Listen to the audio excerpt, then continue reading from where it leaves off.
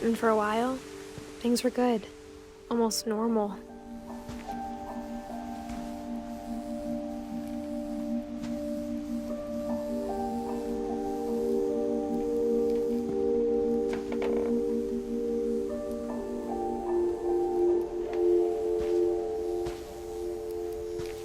But it didn't last.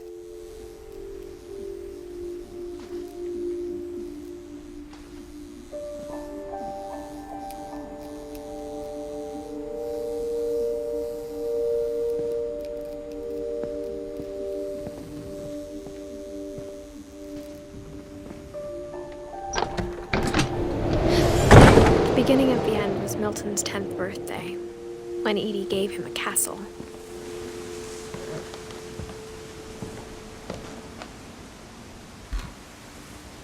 After Milton disappeared, the only thing he left behind was a room full of paintings.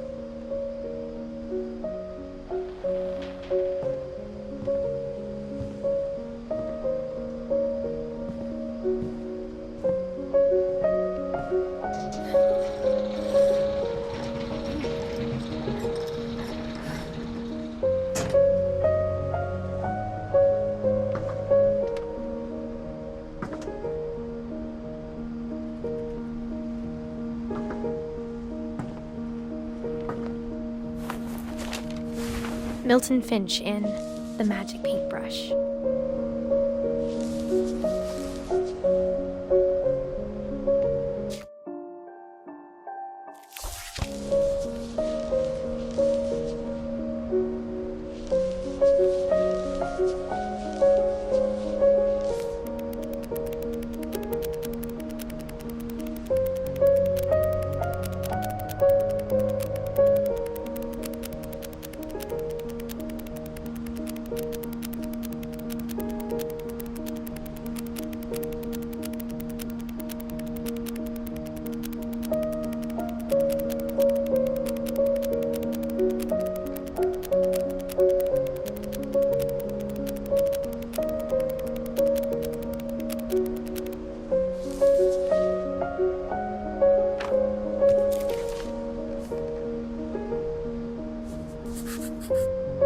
I was 4 when Milton disappeared.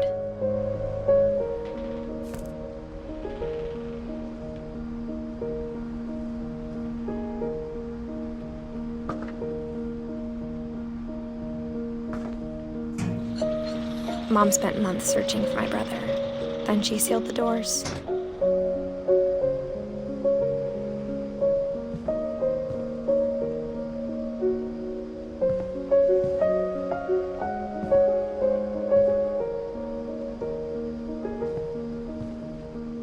Whatever Milton had found in the house, Mom didn't want it getting out.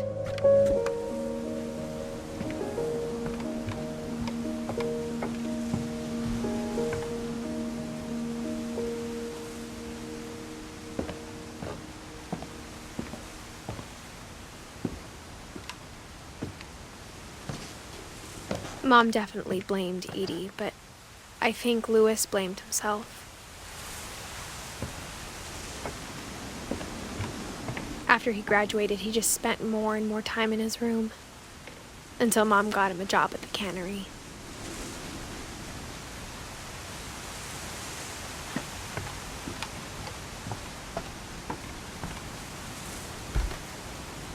Everyone always told me to stay out of Louis's room, except Louis.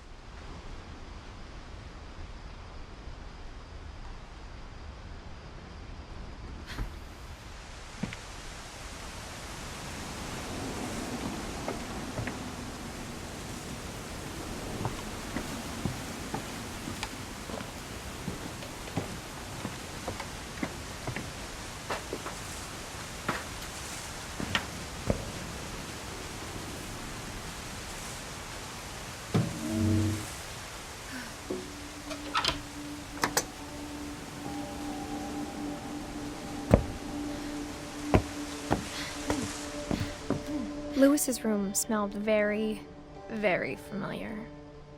That part of him lived on.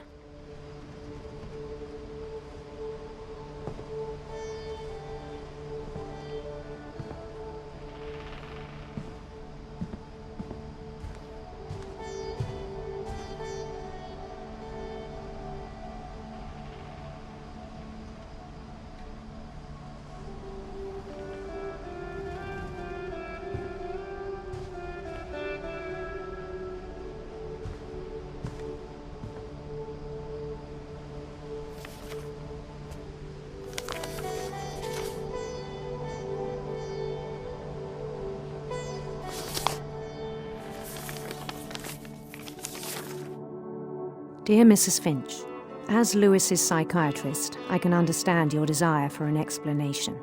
As I see it, the trouble began in January, shortly after we convinced your son to seek treatment for substance abuse. Newly sober, I believe Lewis first noticed the monotony of his daily life.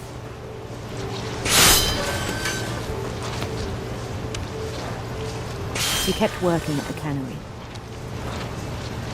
but he withdrew part of himself.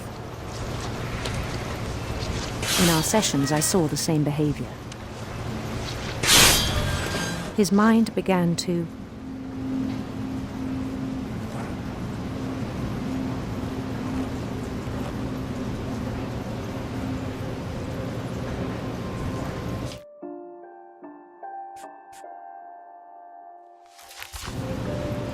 wander.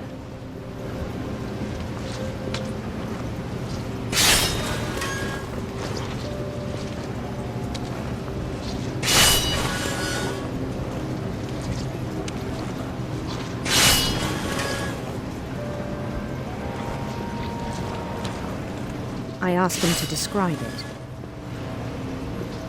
He said he started small, imagining a labyrinth.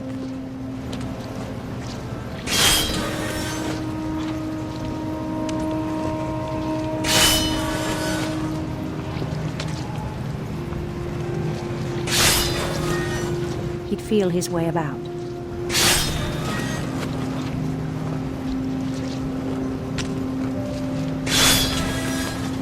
Then something moved. Bats.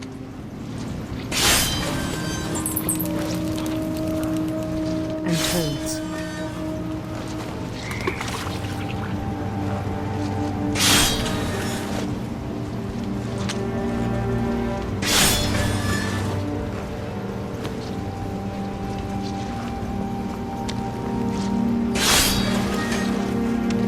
And things that have not names.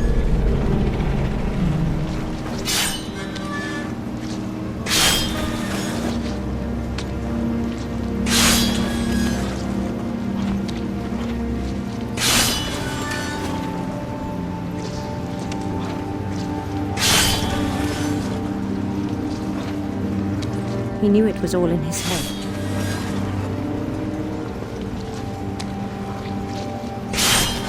But he took it very seriously. I had hoped he'd find himself.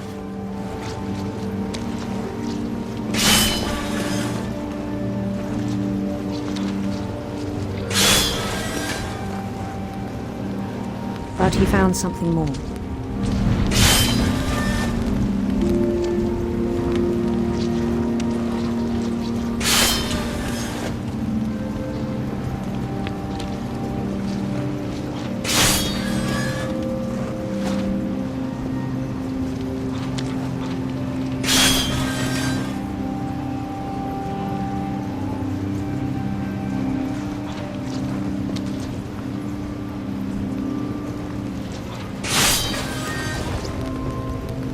I worried about him then.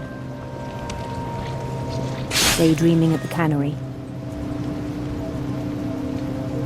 I spoke with his boss.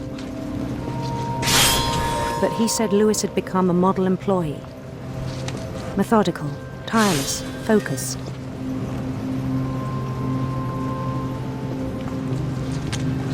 Like a whole new Lewis. So I let him go on.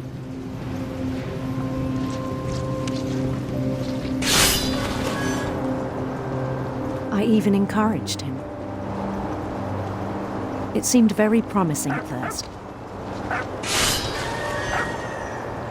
He told me he'd made a new friend.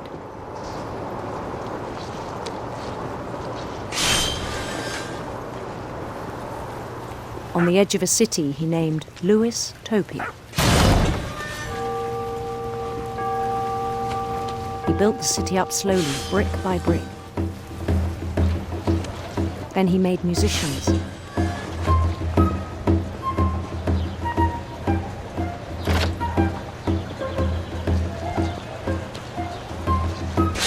And songs for them to play. He talked about starting a band. And he was always humming something. Every day his imagination grew stronger.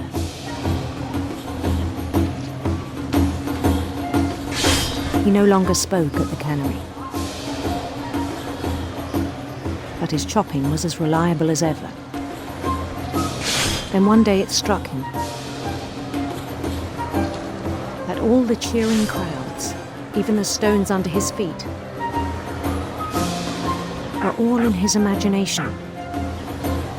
So he could do whatever he wished.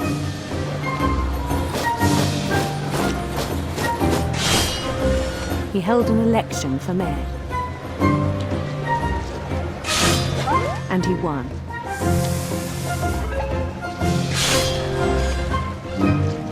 They begged him to stay, but his mind was already wandering.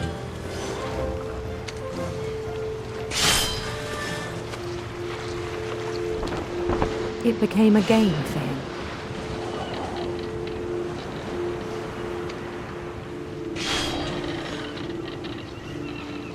He'd conquer a city, then immediately push on. New Louisville.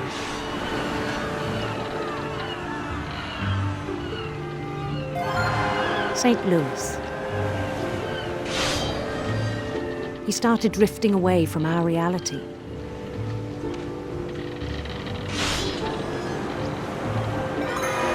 Minneapolis, until one day he forgot to go home from the cannery. Even as his mother pleaded with him, part of Louis kept sailing on.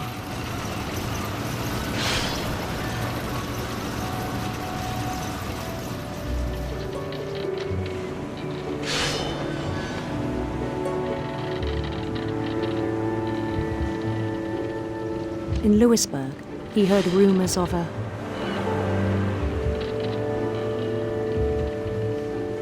handsome queen.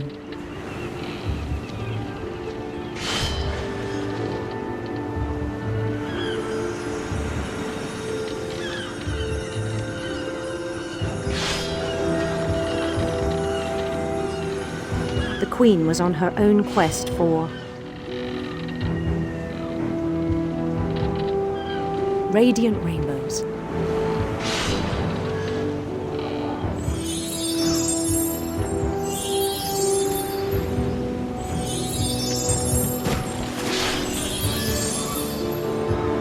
He followed the sound of her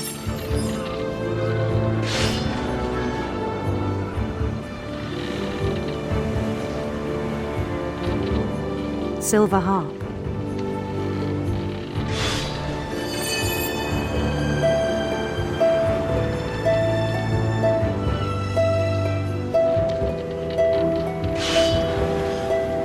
Palace east of the sun and west of the moon. Even then, his logic remained sound.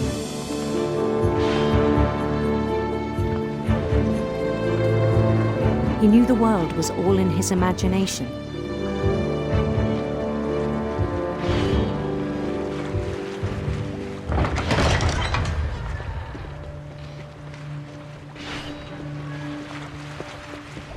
But he was so proud of having created it.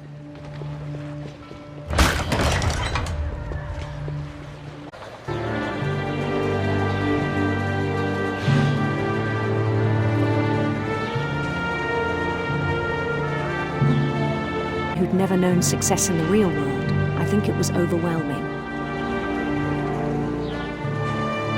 And then it struck him that the real Lewis was not the one chopping salmon, but the one climbing the steps of a golden palace.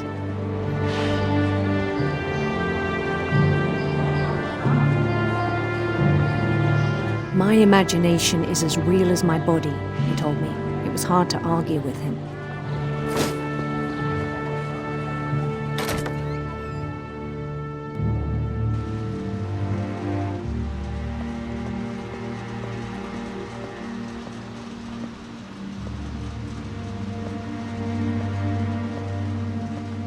He began to forget the world we know.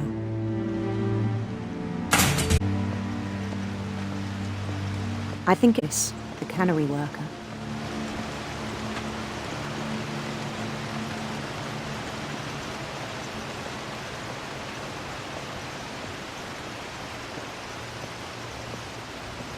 He began to despise the man with a royal contempt.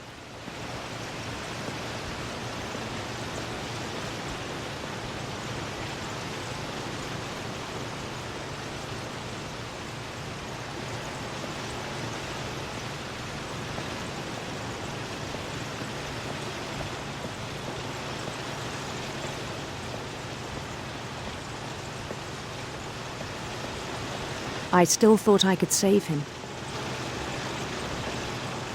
Even after he said he was being crowned king over all the lands of wonder.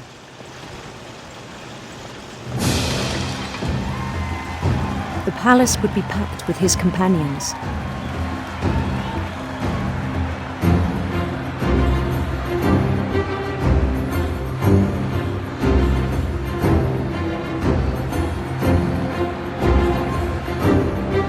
Including the wise Calico who'd insisted on inviting him.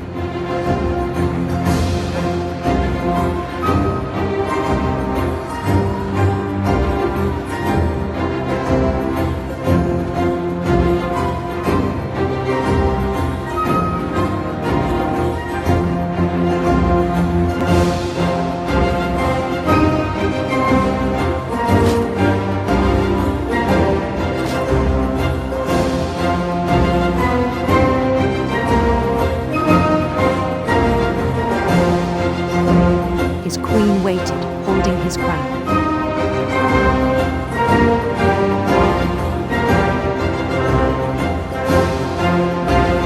There was only one thing left to do.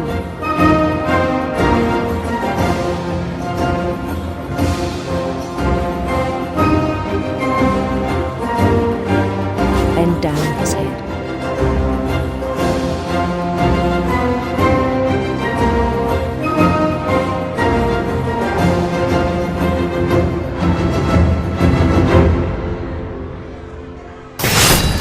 The rest I think you know. Mrs. Finch, your son was a kind man who will be missed by all of us who knew him.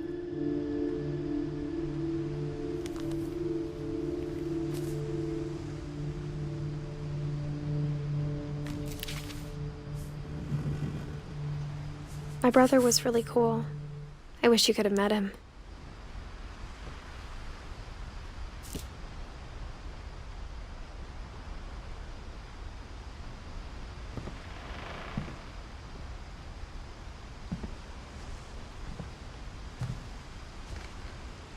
He was so proud of being Indian.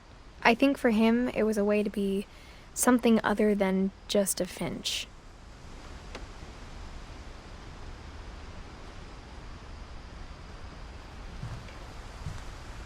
Lewis and I spent a lot of time playing games together, but he was surprisingly bad at them. He died a lot.